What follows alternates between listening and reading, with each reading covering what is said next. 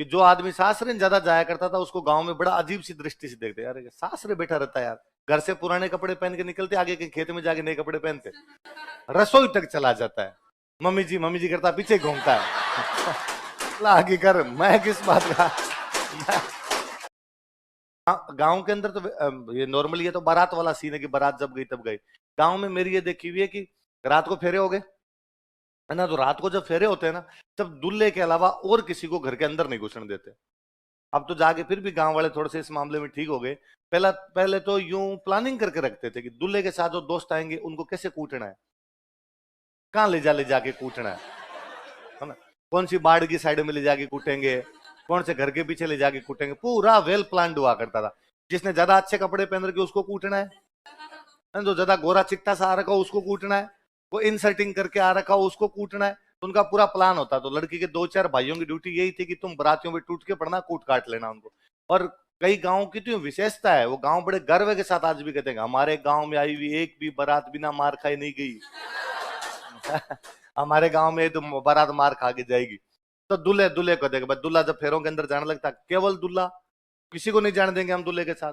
दूल्हे के एक आधे को दोस्त को ट्राई भी करते तो कोई एक आधा आंखें निकालता साइड में हो जाते, वरना एक आधे को साइड में ले जाकर कूटते तो साइड के अंदर हो जाते, क्या अंदर नहीं जाने देंगे। फिर फाइनली कहते भाई दूल्हा जब अंदर जाके बैठेगा तो कोई चीज चाहिए, कोई सामान चाहिए, कोई बात करनी, बात किससे करेगा, तुम्हें तो किसी को जानता नहीं वो। तो फिर कहा गया एक आदमी अंदर जा सकता है, पर वो ऐसा आदमी होना चाहिए जो लड़की वालों के गोत्र का हो। तो म्यूचुअल रिश्तेदार होते हैं ना, तो कोई ऐसा रिश्तेदार जो उधर से भी कुछ ना कुछ भाई लगे लड़की वालों की तरफ का, वो अंदर जाके बैठ सकता है। वो भी बाबड़ा डरा डरा सा ही बैठा रहता था कि बेटे भाई भाई कह तो रहे हैं पर कूट तो ये भी सकते हैं। रात को फेरे न हो गए, अब वो जमाई है, ऑफिशियल जमाई है। अब वो दूसरे दिन अपने दोस्तों को लेके आ सकता है। तो बाद में दूल्हा जब दूसरे दिन सुबह खाना खाने के लिए जाता है, कंवर कर लेवा, उस समय वो दूल्हा बैठता, दूल्हे के दोस्त बैठते, इधर से लड़की वाले भाई नहीं बैठते। घरों में खुले आंगन होते, एक साइड में बिठा के नीचे बिठा के उनको जिमाते, एक साइड के अंदर महिलाएं बैठे बैठे गीत गाती। उन महिलाओं में से वो महिलाएं इस मामले में बड़ी तेज होती, वो जो उधर 10-12 लोग बैठे होते उनमें से किसी एक बंदे का नाम वो पकड़ती। वो भी बंदा ऐसा होना चाहिए जो लड़की पक्ष का कुछ भी ना लगे, केवल उनका रिश्तेदार हो। फिर भाई उसकी धज्जियां उड़ाती, फलान जी की माँ तो ठेके माथे मिल गई रे।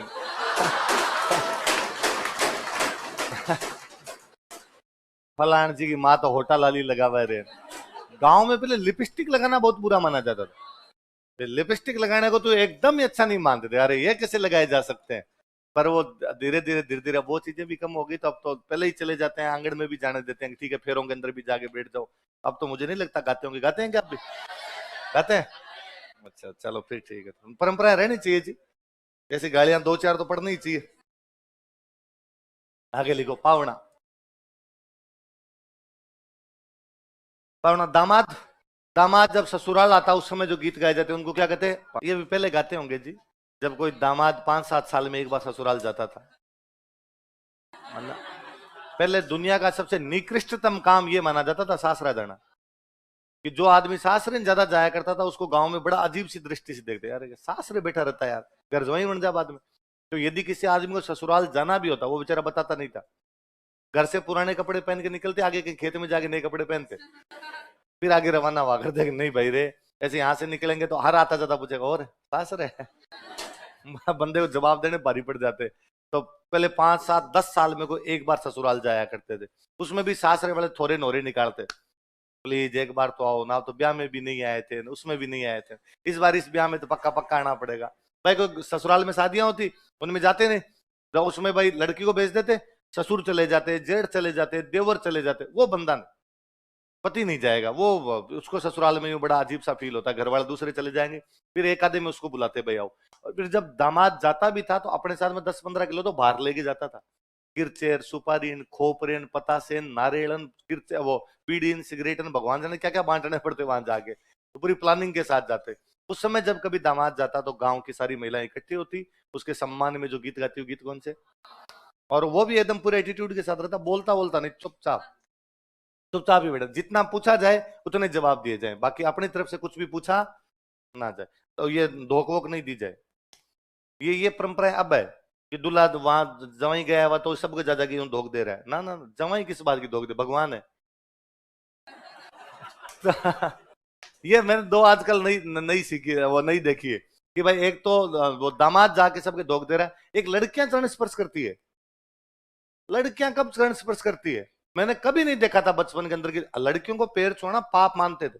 लड़कियां पैर कैसे छू सकती है? उल्टा मेरे देखा हुआ था कि भाई बहन बेटी कोई आती आगे खड़ी हो जाती, सिर पे हाथ फेरते, कई दर्द, अरे भाई आई। और आसपास से लोग यूं हाथ फेरने आते, चाचा जिन ताऊ जिन भाई आईडी हाथ फेर के आओ, भाई आईडी भाई खुद जाती हाथ फेरने के लिए कि भाई हाथ फेरो, बुआ जिन मामा जिन जो कोई आसपास के लोग है। ये अब देखा मैंने, तो ये लड़कियों तुम बंद करो, ये आज के बाद कोई भी चरण स्पर्श बस जा खड़े हो जा, हाथ फेरे सिर पे, भाई यही होना चाहिए ना कि भाई आपका आशीर्वाद बना रहे। तो ये पाप लगाती हो तुम, जाके अगले के यूं चरण स्पर्श कर देती हो, अगला बेचारा पापी हो गया, नरक में जाएगा। तुम सबने पता नहीं क्या धार रखेगी, सबको नरक में भेज के मानेंगे हम। और एक लड़कों कोई जवाई बन के जाएगा चरण स्पर्श से पूरे एटीट्यूड के अंदर, तो तू कर, अगला आगे कर, मैं किस बात का तो पहले था जी इस प्रकार की चीजें।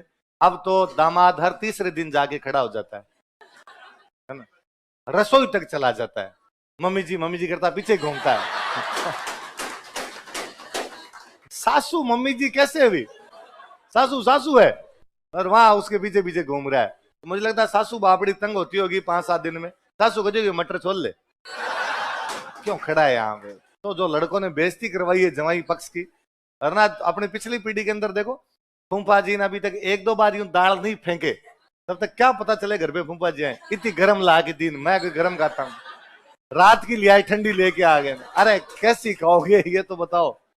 तो थोड़ा एटीट्यूड दिखाया करो, 1-2 थाली फेंकना इस बार, कोई कूट ना दे, ध्यान रख।